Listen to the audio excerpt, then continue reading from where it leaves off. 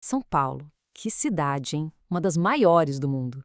Mas olha, para a gente entender de verdade esses arranha-céus todos, essas avenidas que não param, a gente precisa dar um passo para trás, esquecer tudo isso por um momento e voltar lá para o comecinho. É uma história, sabe, de origem bem humilde, muita fé, mas também muito conflito. É ali que está a alma dessa metrópole. Dá uma olhada nessa imagem. É impressionante, né? Bem no meio tem essa construção colonial que parece que vai ser engolida por essa selva de pedra em volta. Esse lugar é o pátio do colégio, o Marco Zero de São Paulo. É exatamente aqui que tudo começou. E esse contraste, essa imagem já diz muito sobre a cidade até hoje. Pois é, parece mentira, né? Pensar que a quarta maior cidade do mundo começou aqui, nesse pontinho. Essa megalópole que a gente conhece, gigante, a maior do hemisfério sul, ela não nasceu de um plano mirabolante, nem de uma busca por ouro, nada disso. Nasceu nesse lugarzinho a partir de um ideal. Então, vamos lá. Para a gente sacar a São Paulo de hoje, não tem jeito, a gente tem que voltar lá no começo. Entender qual era o ideal que deu o pontapé inicial para tudo isso. A nossa história começa numa data bem específica, 25 de janeiro de 1554. Nesse dia, um grupo de missionários jesuítas chega e funda um colégio bem pequeno que eles chamaram de São Paulo de Piratininga. O nome, claro, é uma homenagem à conversão do apóstolo Paulo. E a missão deles qual era? Era simples, catequizar os povos indígenas da região. Ou seja, era um projeto que nascia da fé e não daquela ganância por expandir o império, sabe? E quando eu digo que o começo foi humilde mesmo. Esquece a imagem de grandes catedrais, de construções imponentes. A primeira missa aconteceu numa cabaninha de pau a pique. Uma coisinha de nada, sabe? Um começo super simples para algo que, bom, ia se tornar gigantesco e super complexo. Olha, o crescimento no começo foi bem devagar. Coisa de 2 anos depois, em 1556, eles conseguiram construir um prédio um pouco melhor, de taipa de pilão, que era mais resistente. Mas a semente do conflito, essa já estava plantada. A tensão já pairava no ar. E as expulsões dos jesuítas que aconteceram depois, primeiro em 1640 e de novo em 1759, eram um aviso, um sinal bem claro de que um conflito muito profundo estava para estourar. E esses aí são os nomes por trás de tudo: Manuel da Nóbrega e José de Anchieta. A ideia deles não era ficar rico ou procurar ouro, nada disso. O que eles queriam era estabelecer uma missão num lugar estratégico, um planalto mais isolado, bem longe do litoral, que era a parte, digamos, mais badalada e próspera da colônia na época. Foi, como diz aqui, um gesto visionário. Eles tinham essa noção de que a mensagem cristã precisava ir além das fronteiras já conhecidas. Eles queriam, sim, cristianizar os indígenas, mas um ponto crucial é que eles faziam isso tentando proteger essas populações. E por causa disso, eles pagaram um preço bem alto. Um preço que já mostrava que essa visão toda idealista, logo, ia dar de cara com uma realidade bem mais dura. E aqui a história vira. A gente sai do ideal para cair na realidade. Porque existia uma outra força moldando São Paulo naquela época. Uma força que não tinha nada a ver com fé e tudo a ver com exploração. E o conflito era esse aqui, bem claro. De um lado, os jesuítas. Missão deles, proteger e converter. Do outro lado, os bandeirantes. Para eles, os indígenas eram basicamente mão de obra. Um recurso a ser capturado e vendido. Eram duas visões de mundo que simplesmente não podiam coexistir. Estavam em rota de colisão total. Mas por que atacar justamente as missões? Bom, o ponto central era esse. Para os bandeirantes, as missões eram como um estoque de trabalhadores já adestrados.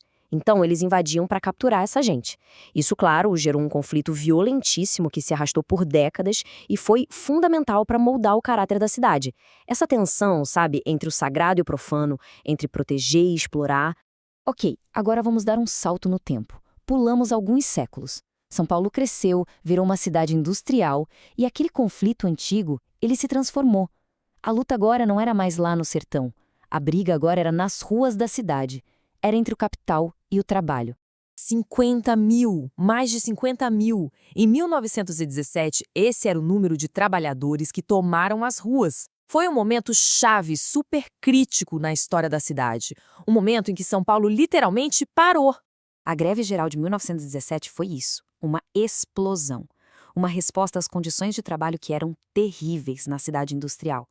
Começou pequeno, com 400 operários na tecelagem Cresp. Mas a coisa se espalhou que nem fogo, parando fábrica atrás de fábrica. É como se aquele conflito antigo, da exploração da mão de obra, tivesse se transformado. Era a mesma luta, mas com uma nova cara. Agora a disputa não era mais por almas, e sim por dignidade e direitos dentro das fábricas. E tudo isso nos traz para São Paulo de hoje, uma cidade que no seu DNA carrega as duas coisas, o idealismo lá dos fundadores jesuítas e a brutalidade de todos esses conflitos. É uma grande síntese de tudo o que aconteceu.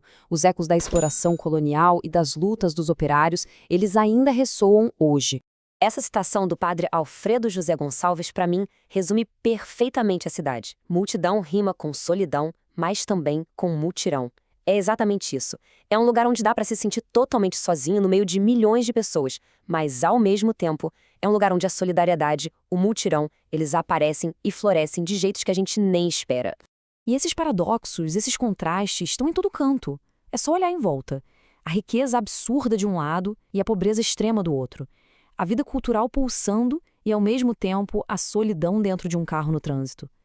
Essa cidade de opostos é um resultado direto da sua história. Aquela mesma lógica de exploração que colocou bandeirantes contra jesuítas lá atrás ajuda a gente a entender a desigualdade que se vê nas ruas hoje. E aí fica a pergunta, mas e aquele colégio jesuíta, o berço de tudo? O que aconteceu com ele? Bom, a história do próprio prédio acabou virando uma grande metáfora da história da cidade. Olha só que interessante. O que a gente vê hoje, quando vai ao pátio do colégio, não é o prédio original, de 1554. O que existe lá hoje é uma reconstrução. E isso por si só já conta uma outra história. É um ato de memória. O prédio original, nossa, ele teve um destino bem conturbado. Depois que os jesuítas foram expulsos, ele virou palácio do governo.